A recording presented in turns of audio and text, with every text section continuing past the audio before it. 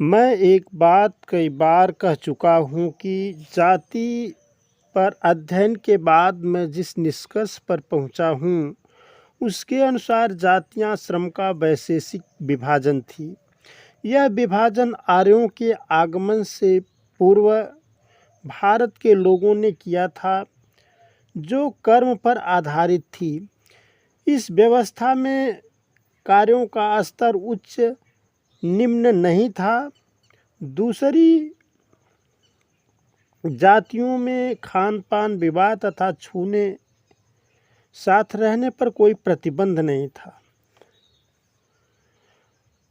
विचित्र बात तो यह थी कि एक ही जाति के एक व्यक्ति के कई लड़के अलग अलग जातियों में जा सकते थे।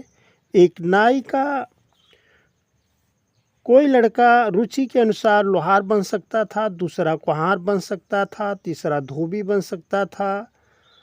एक धोबी का कोई लड़का नाई तो कोई लड़का मोची, कोई कहार बन सकता था। जातियां बिल्कुल आज के वर्ग जैसी थी। जैसे अध्यापक वर्ग का लड़का इंजीनियर वर्ग में जा सकता है, इंजीनियर का लड़का वकील वर्ग में जा सकता है, वकील वर्ग का कोई लड़का अध्यापक वर्ग तो कोई ड्राइवर वर्ग में जा सकता है। डॉक्टर मजुमदार ने जाति को एक बंद वर्ग कहा है। जातियां भी वर्ग की तरह ही खुली थी, जिनमें आना जाना हो सकता था, किंतु बाद में बंद कर दी गई। ये बंदिशें आर्यों के आगमन के बाद लगी। बात को संक्षेप में कहें तो आर्य पीढ़ी दर पीढ़ी अपने वर्चस्व को कायम रखने के लिए जातियों को जन्म पर आधारित करके उनको अलग अलग कर दिया तथा उन्हें टुकड़े टुकड़े में रखने के लिए विवाह, खान पान, छुआछूत जैसी अनेक बंदिशें लगाई।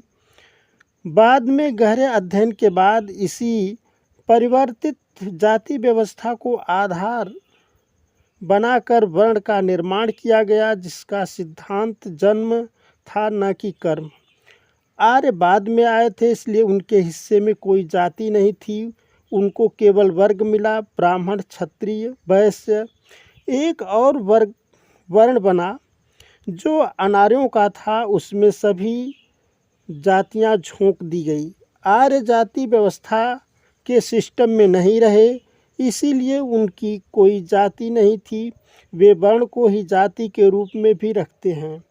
इसी से सवर्ण जाति कहे जाते हैं, अर्थात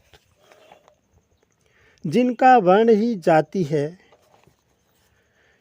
यही उनके बाहर से आने का प्रमाण भी है। अब आगे का चर्चा का विषय यह है कि किसी भी कानून को आधे लोग स्वीकार करते हैं तो आधे लोग नहीं, क्योंकि कोई नियम सबके लिए समान रूप से हितकर नहीं होता। यही कारण है कि यदुवंशी जातियों ने अपने कर्म के सिद्धांत का हवाला देते हुए अपने को क्षत्रिय होना स्वीकार किया, न कि शूद्र, जबकि सभी के साथ उनकी जाति के लिए भी शूद्र वर्ण का ही नियम निर्धारित किया गया था। इसके विरुद्ध उन्होंने संघर्ष का मार्ग चुना। कुछ लोग वर्ण व्यवस्था को तो स्वीकार करते रहे, किंतु उनमें अपना स्थान क्षत्रिय का रखने के आग्रह पर वर्ण व्यवस्था में भूल गए, और अन्य वर्ण के लोग इनको यह अधिकार देना स्वीकार नहीं किया। समाज में वर्ण व्यवस्था के कानून के लागू होने के बाद भी कुछ लोग पुराने संस्कार बस, कुछ लोग अस्वीकृति बस इस कानून को नहीं मानते थे। महाभारत का यह एक श्लोक है जो इस बात को प्रमाणित करता है कि वर्ण व्यवस्था का कानून समाज में पूर्णतया लागू नहीं था।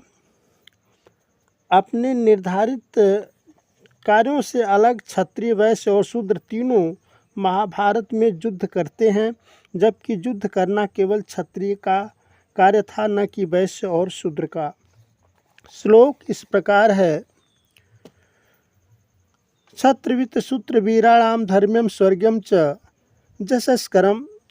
स्क्रीनशॉट में आखिरी श्लोक ही दिख रहा है और पूरे श्लोक का अर्थ है: उनका वह युद्ध क्षत्रिय वैश्य शूद्र वीरों के शरीर पाप और पुण्यों का विनाश करने वाला, संहारकारी, धर्म संगत, स्वर्गदायक तथा यश की वृद्धि करने वाला था। इससे स्पष्ट है कि अन्य कानून की तरह वर्ण व्यवस्था को भी कुछ लोग ही मानते थे और कुछ लोग नहीं मानते थे।